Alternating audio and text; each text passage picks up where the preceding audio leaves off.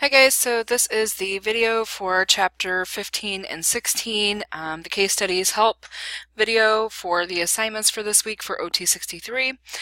So I think for chapter 15 you have the odd case studies assigned. For chapter 16 is the even case studies. So we will start there.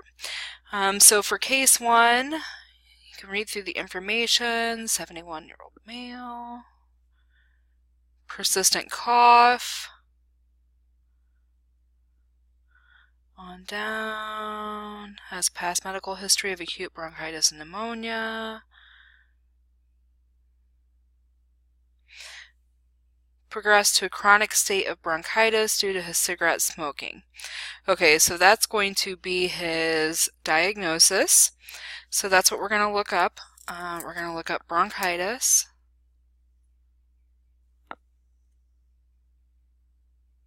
And then chronic. And then due to, it could be tobacco. I don't know if it's tobacco smoking or tobacco use, but I think it's probably tobacco smoking.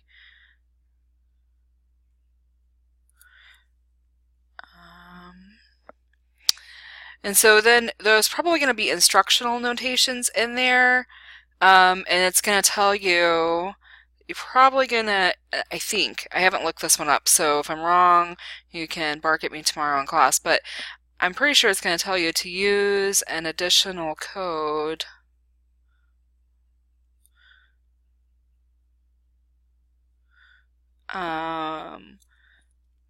for identifying the tobacco use.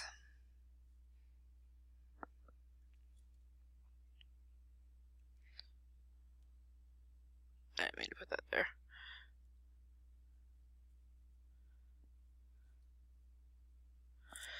Okay, so that's what I think, how I think that one's going to go. So try to look it up that way, and if not, we'll work through it tomorrow in class. All right, so for case 3, hang on, let me get this flipped around. Okay, so for case 3, Katie presented to the emergency department at 5 a.m., flush, difficulty breathing, chest tightness, she's tachy. She's diagnosed with acute exacerbation of asthma. So you're going to look up asthma and then acute exacerbation. So asthma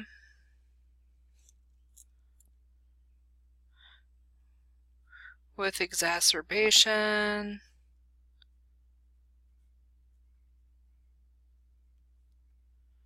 Acute. Okay, case 5, Mary, age 14, present office today.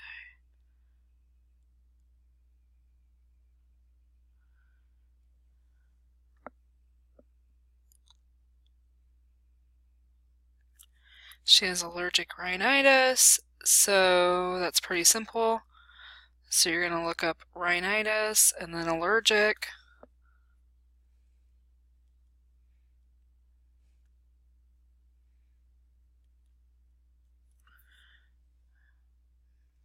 Okay. So that's it for case 5. So then case 7, let me flip this. Okay, so case 7, 74-year-old female, temperature,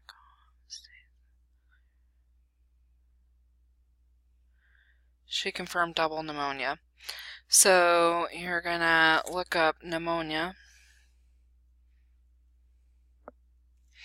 and then you're gonna look up double or acute. I'm going to put acute in parentheses here because it might be that, but double.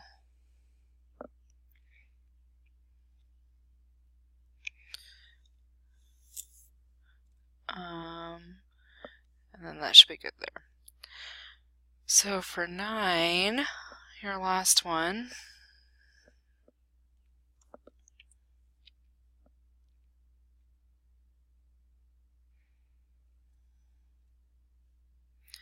Pneumonia is present due to food aspiration. Okay, so pneumonia is going to be where you start. The food aspiration is going to be your next step.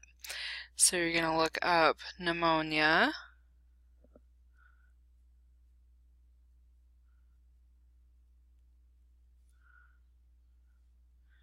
And then aspiration due to food.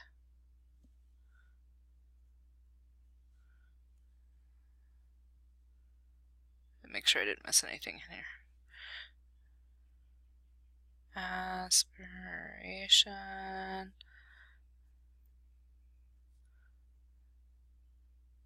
Okay, so that's case study 9. So that is all of the case studies for chapter 15.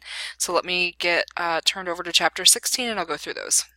Alright, I know it's kind of hard to see down here, but I'm on chapter 16 and you have the even case studies. So case study 2 is where we'll start. 25-year-old female with a history of ulcerative colitis. Presents today with diarrhea and bleeding. She was hospitalized last June with a similar problem. Been on IV steroids, then oral steroids prior to discharge. She's off the steroids now for approximately 2 months. Been doing fairly well. On and on and on. She's cramping, loose stools. They're bloody. Last 48 hours, bowel movements have increased dramatically.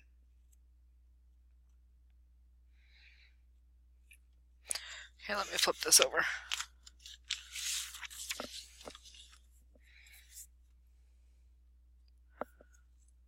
Okay, so here's the rest of case 2.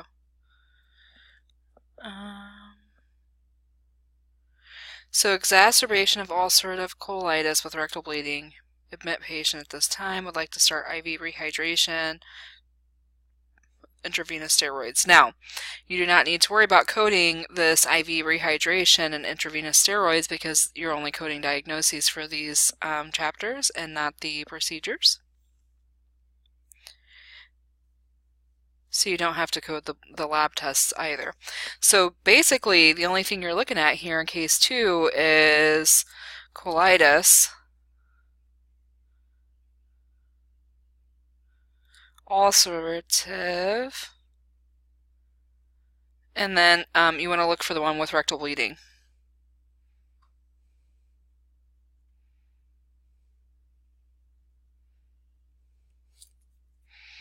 And that should take care of case 2. Okay, let me see if I can move this up so you can see case 4, at least most of it. So, that's a short case.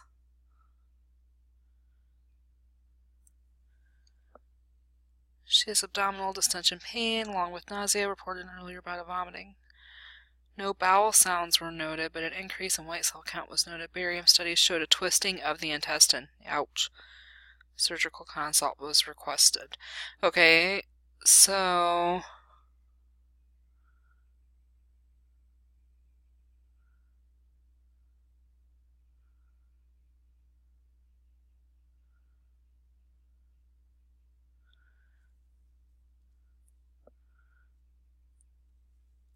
we're going to look up. You might be able to get away with looking just twisted, but if not, try twitch, okay? Bowel.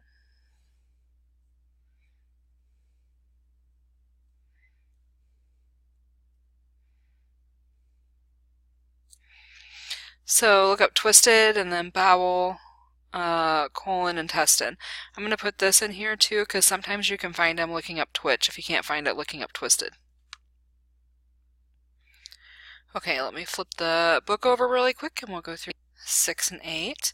So here we have case 6, ambulatory surgery discharge note. 49-year-old female patient stabilized after having surgery for cholelithiasis with acute cholangitis and obstructions. She's been able to drink fluids and has voided.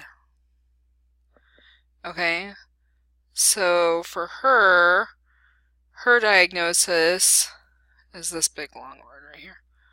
Cholelithiasis. And then she had, okay, so here's where you need to know your med term, because if she had this done, that means that she had stones in her common hepatic duct, okay? Lithiasis is where they go in and they blast out those stones and break them up. So if you do not know what this procedure does, then you are not going to know where to look for the term, okay? So for case 6 then, you're going to look up, oops,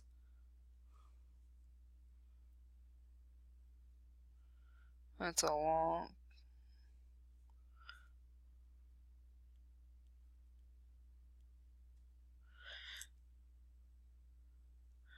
and then calculus, and then bile duct. Then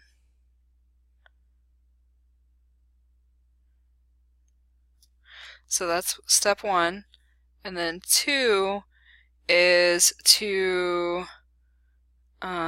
reference the calculus and the bile duct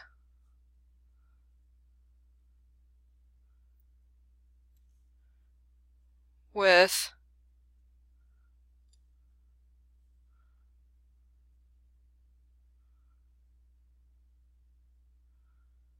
cholangitis with obstruction. All right, I think you should be good there. For 8, 39-year-old patient referred to me because she strangulated 4th-degree hemorrhoids. That sounds painful. Treatment. Discuss surgery. Benefits and risks. She gave consent for surgery. Surgery is scheduled in a week. Okay, so she has hemorrhoids.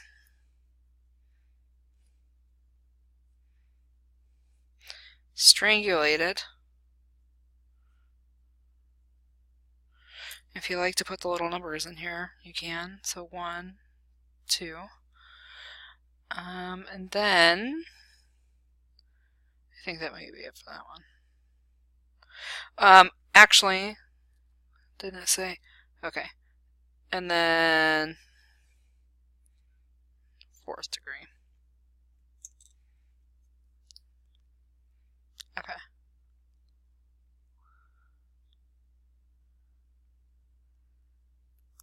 Because this will be an extra digit. All right.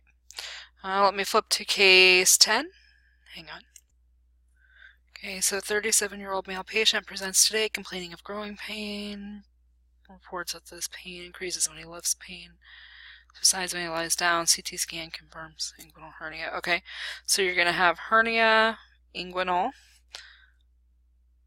He's 37, so this is probably an acquired hernia. It's probably not something he was born with, a congenital hernia. It would be congenital if he was born with it. It's probably an acquired hernia because if he was born with it, surely they would have discovered it before his 37th year of life. So I'm going to go with hernia. I'm going to put in parentheses here, acquired. I have not looked these up. I'm just trying to get you started on these. So if there's a specification for acquired, then you're going to want to use that one. And then inguinal.